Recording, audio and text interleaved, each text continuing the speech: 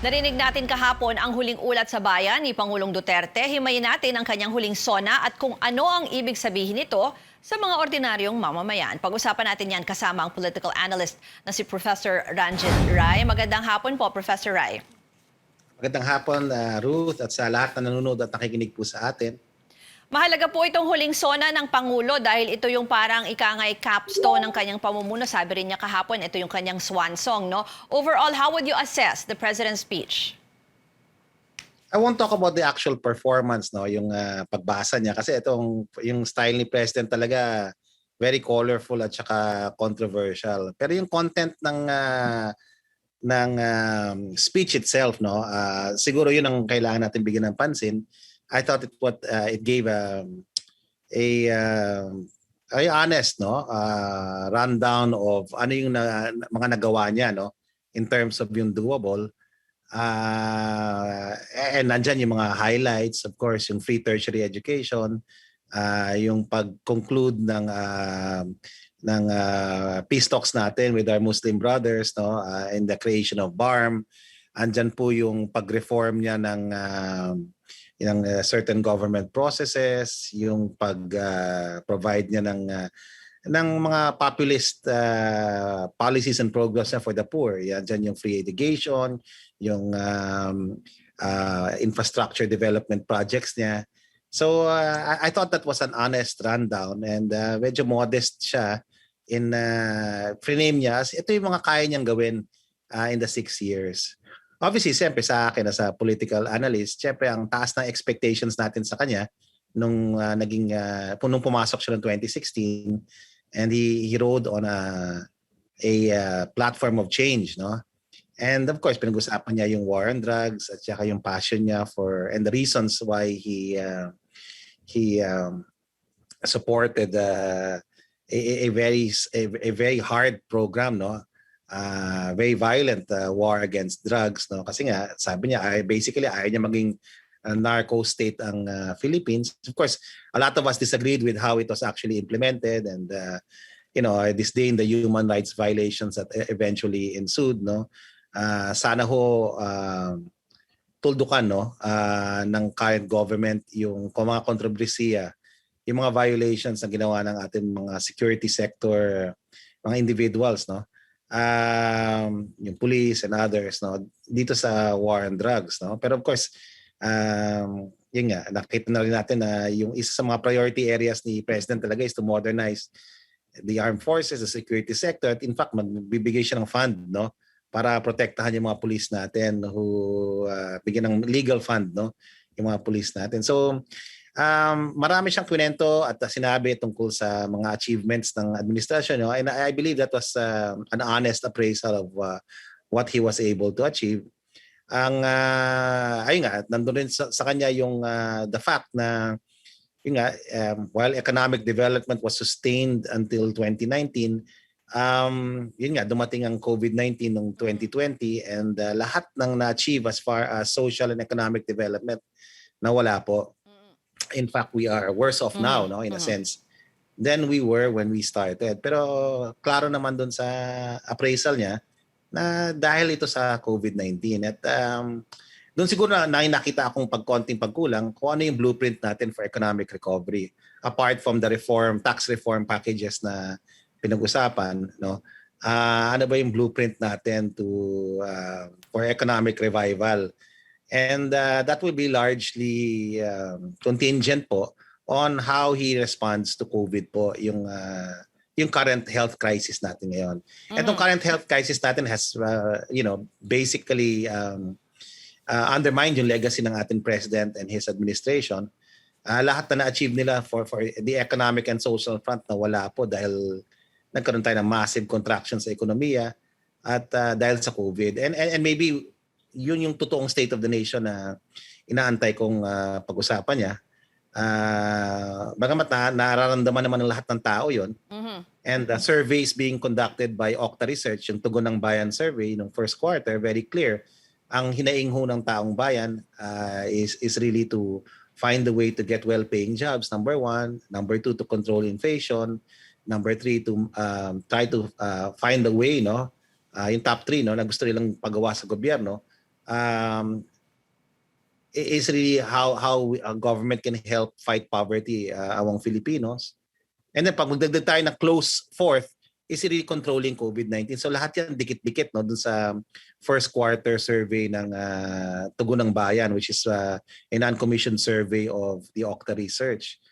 Bagamat gano'n, no, the president is reading his SONA, has made his valedictory, his swan song, as one of the most, if not the most popular president in the in post-Marcos history, based on surveys on trust and performance po. Even in the latest Okta Research survey, yung first quarter, 92% of Filipinos trust the president, and about around 88% approve of his management of the country. So ito malaki hong despite all the missed opportunities and the missteps of the administration, Filipino people still trust of the president and approve of his performance. And in a sense, that is also validated by the SWS and Pulse Asia surveys of recent. By the way, Okta Research will come out with its second quarter survey next week, no? And we will have newer data as far as the president's performance, no, trust and performance ratings are concerned. So this is the context of his SONA, no? While I recognize that there were shortcomings as far as the administration is concerned, and there were missed opportunities all throughout the last few years, and of course the continuing challenge of COVID and recovering from the COVID devastation of last year and this year.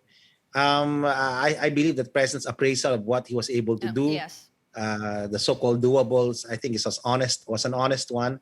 And I think it's also very noteworthy po. I mean, the free tertiary education alone, okay, and waging peace, no, and consolidating efforts at peacemaking with our Muslim brothers, a very big thing. The infrastructure development program, which we all see and feel and has created a lot of jobs, is real, albeit many of the projects are still the drawing boards. There's still many projects that still have to be undertaken, and there are questions about corruption and inefficiency everywhere. But for the projects that he was able to do, I think they were all milestones and important contributions to good governance. Professor, medyo nakakagulat din na may binanggit din siya, no, na binanggit din niya si Vice President Leni Robredo. Actually, hinahanap niya pa nga si Vice President, di ba po? At may sinabi siyang mga proyekto sa Bicol, sa Sorsogon. Ano kayang pinupunto dyan? Very interesting din yan. Pinupunto dyan ng Pangulo.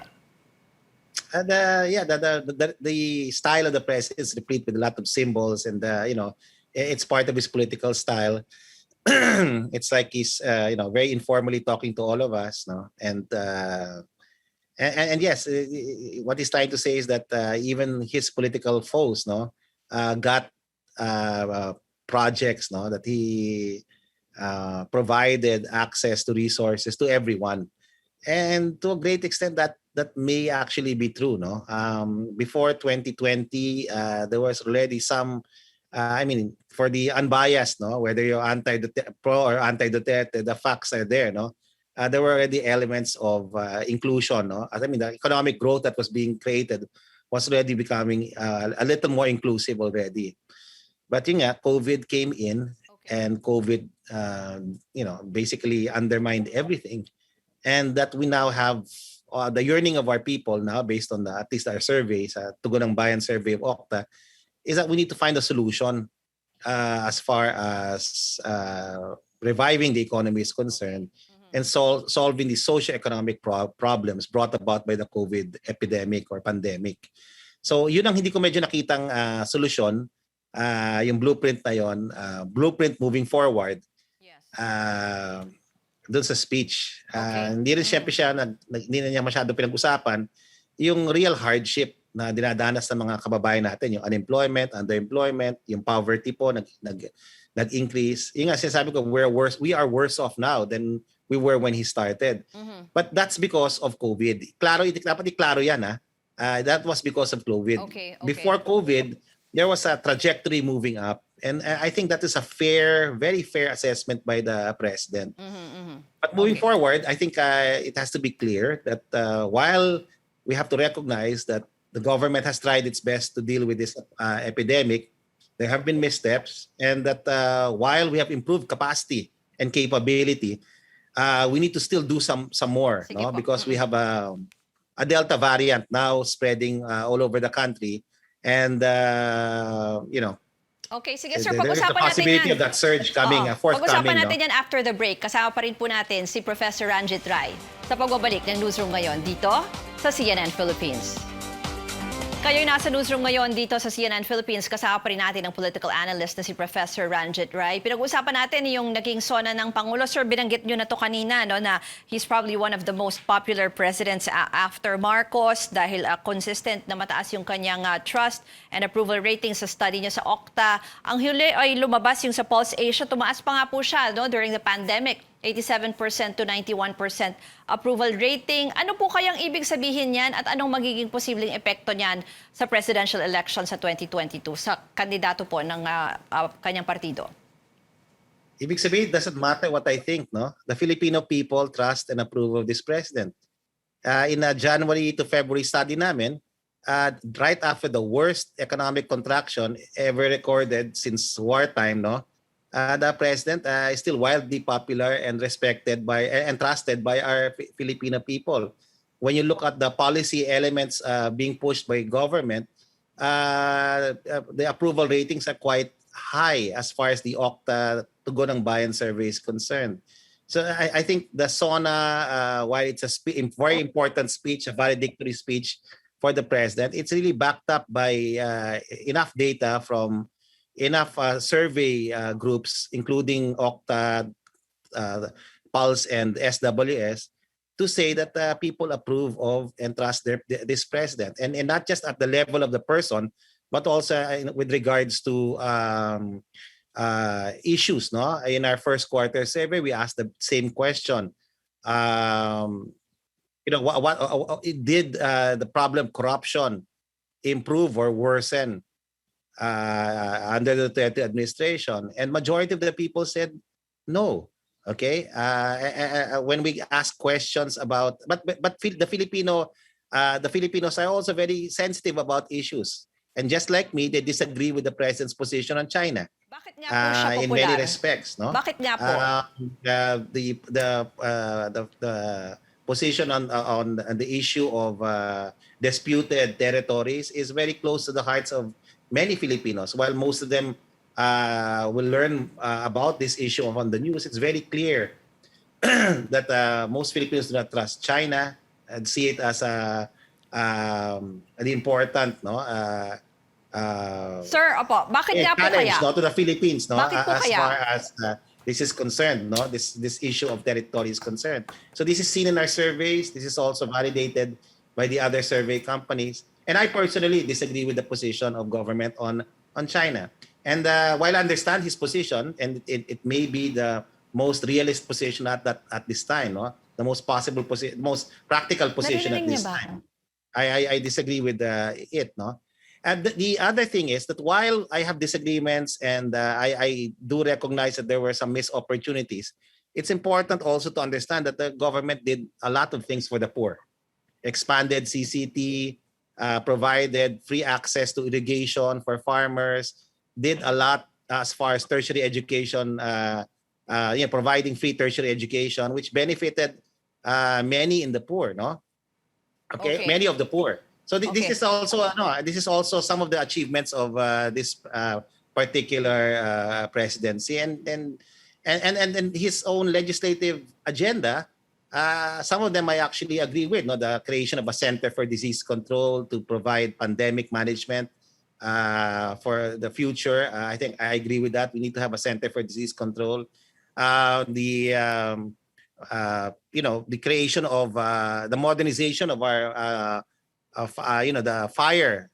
Okay, yung ating sinasabi niyang Sir, huli na lang po. fire degrades, yung ano niya, yung sa fire protection, yung modernization ng firefighters natin, no? Importante 'yan.